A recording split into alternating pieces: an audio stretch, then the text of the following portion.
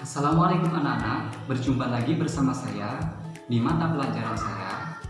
Untuk pembahasan lebih lanjut, mari kita simak video berikut ini.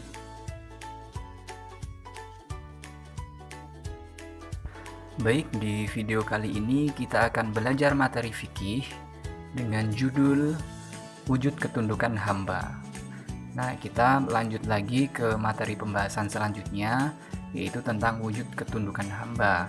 Jadi yang pertama, kita sudah membahas tentang sujud syukur, dan yang kedua kita akan membahas tentang sujud tilawah. Nah, pada hari ini, di video kali ini kita akan membahas tentang apa itu sujud tilawah dan apa saja ayat-ayat yang di situ mengandung sujud tilawah dan apa manfaat dan tujuan melaksanakan sujud tilawah. Untuk pembahasan lebih lanjut, mari kita simak pembahasan berikut ini.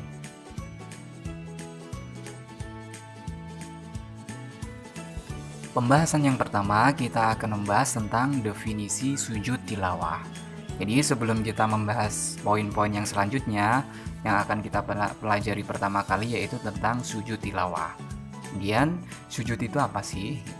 Jadi sujud itu adalah secara bahasa artinya tunduk, pasrah, meletakkan 7 anggota badan di atas tanah. Adapun tilawah artinya adalah bacaan. Kemudian sujud tilawah kalau digabung yaitu artinya menjadi sujud yang dilakukan karena membaca atau mendengar ayat-ayat sajadah yang ada di dalam Al-Quran, baik dalam keadaan sholat maupun di luar sholat. Jadi pembahasan selanjutnya yaitu tentang pengertian ayat sajadah. Jadi ayat sajadah itu apa sih sebenarnya? Nah, perlu kita ketahui yaitu ayat sajadah adalah ayat Al-Quran yang menyunahkan kepada orang yang membaca atau yang mendengarkan, itu mendengarkan ayat tersebut maksudnya, untuk melakukan sujud sebagai wujud kepatuhan dan ketaatan kepada Allah Subhanahu wa Ta'ala. Nah, kurang lebihnya pengertian dari ayat sajadah yaitu seperti yang sudah saya sampaikan seperti itu. Kemudian pembahasan selanjutnya yaitu tentang hukum dari sujud tilawah. Jadi sujud tilawah itu hukumnya apa sih? Jadi sujud tilawah itu hukumnya adalah sunnah. Jadi baik ketika sholat maupun di luar sholat. Jadi walaupun kita itu melaksanakan sujud di luar sholat ataupun tidak di luar sholat, maksudnya di dalam sholat, itu hukum melaksanakan sujud tilawah adalah sunnah. Dan ini sangat dianjurkan oleh Rasulullah Shallallahu Alaihi Wasallam. Kemudian pembahasan selanjutnya yaitu tentang keutamaan sujud tilawah. Di saat melaksanakan sujud tilawah, itu sebenarnya kita sedang melaksanakan sesuatu yang tidak pernah dilakukan oleh iblis. Itu ketika kita mengingat cerita bahwasanya pada zaman dahulu itu Nabi, ketika diciptakannya Nabi Adam, itu iblis itu tidak mau bersujud kepada manusia yaitu Adam. Itu di sini keutamaannya, kenapa kok kita diutamakan atau disunahkan untuk melaksanakan sujud tilawah, yaitu supaya kita itu menunjukkan bahwasanya kita itu adalah hamba. Jadi kalau namanya hamba pasti juga harus tunduk kepada yang menciptakan. Kurang lebihnya seperti itu. Kemudian adapun sujud tilawah dilakukan dalam keadaan 3, atau maksud saya yaitu dalam 3 keadaan. Yang pertama yaitu saat membaca ayat sajadah, terus kemudian yang kedua yaitu saat ayat sajadah dibaca oleh orang lain, kemudian yang ketiga yaitu saat menjadi makmum dari imam yang melakukan sujud tilawah. Ya, di sini ya. Jadi sujud tilawah itu dilaksanakan yaitu dalam 3 keadaan, yaitu satu itu saat membaca ayat sajadah, terus kemudian yang kedua yaitu saat ayat sajadah itu dibaca orang lain.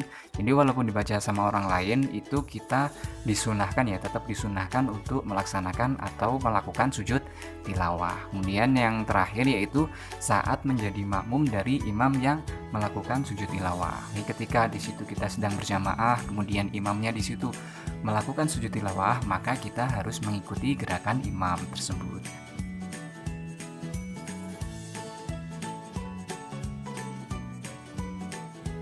Pembahasan selanjutnya yaitu tentang hadis keutamaan melaksanakan sujud tilawah. Itu terdapat pada hadis Imam Muslim yang bunyinya, "Idza qara'a banu Adam as-sajdata fasajada tazala asyaitanu yabghi yaqulu ya wailahu." Wa fi riwayati Abi Quraibin ya waili umira banu Adama bisujudi fasajada falahul jannatu wa umirtu bisujudi fa'abaitu faliyannar. Yang artinya, jika anak Adam membaca ayat sajadah lalu dia sujud, maka setan akan menjauhinya sambil menangis. Setan pun akan berkata, "Celaka aku." Anak Adam disuruh sujud, dia pun bersujud, maka baginya surga. Sedangkan aku sendiri diperintahkan untuk sujud, namun aku enggan, sehingga aku pantas mendapatkan neraka.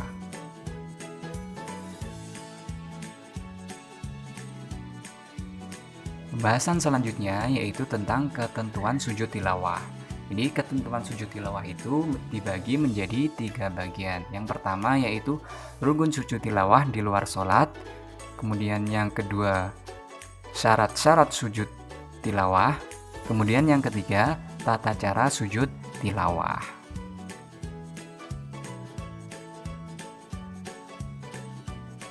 Adapun rukun sujud tilawah yang di luar sholat di sini dibagi menjadi 5 bagian, yaitu yang pertama niat, dan niat ini wajib dilaksanakan atau dilantunkan di dalam hati. Kemudian yang kedua yaitu takbiratul ihram, dan yang ketiga sujud 1 kali. Kemudian yang keempat duduk setelah sujud. Nah di sini duduknya atau duduk setelah sujud ini tanpa membaca tasyahud, ya. Kemudian yang terakhir yaitu mengucapkan salam. Dan pembahasan selanjutnya yaitu tentang syarat-syarat sujud tilawah. Itu syarat-syarat sujud tilawah itu dibagi menjadi 4 bagian. Yang pertama yaitu suci dari hadas dan najis, baik pakaian, badan maupun tempat yang digunakan untuk sujud. Kemudian yang kedua, menutup aurat. Kemudian yang ketiga, menghadap kiblat. Dan yang terakhir yaitu setelah mendengar atau membaca ayat sajadah. Terus pembahasan yang selanjutnya yaitu tentang tata cara sujud tilawah di dalam sholat. Jadi yang pertama kan kita sudah membahas tentang tata cara sujud tilawah di luar sholat, dan sekarang yang akan kita bahas yaitu tentang sujud tilawah yang ada di dalam sholat.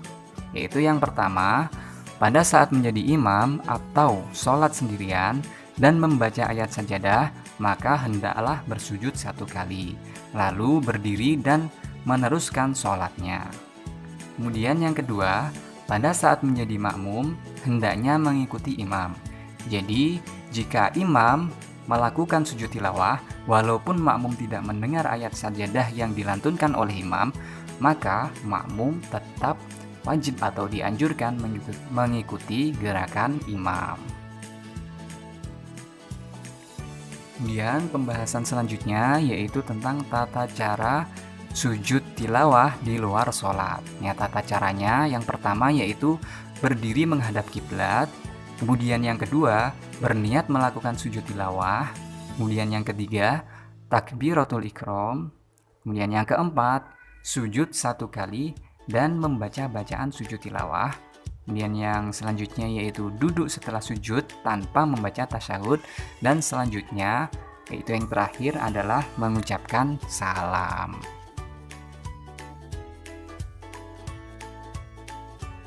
Adapun bacaan sujud tilawah yaitu seperti berikut ini.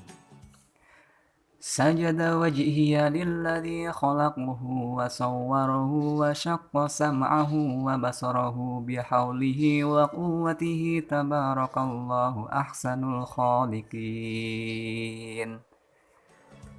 Yang artinya, wajahku sujud kepada Tuhan yang menciptakannya, yang melukisnya, yang memberi penglihatan dan pendengaran dengan kekuasaan dan kekuatannya. Maha suci Allah sebaik-baiknya pencipta.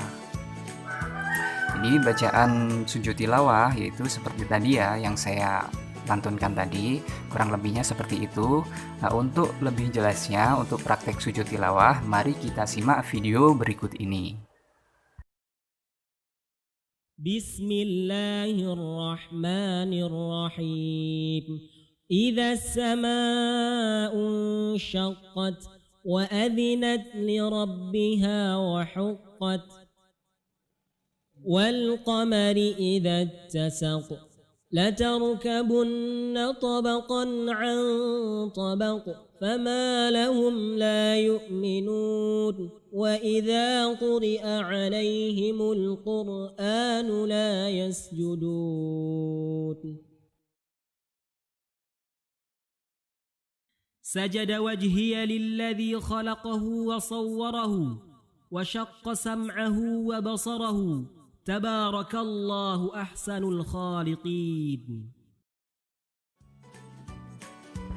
Pembahasan yang selanjutnya yang akan kita bahas yaitu tentang ayat-ayat sajadah. Itu di dalam Al-Quran, ayat sajadah hanya ada di 15 tempat saja. Kemudian, ayat sajadah adalah ayat yang di dalamnya terdapat perintah untuk bersujud.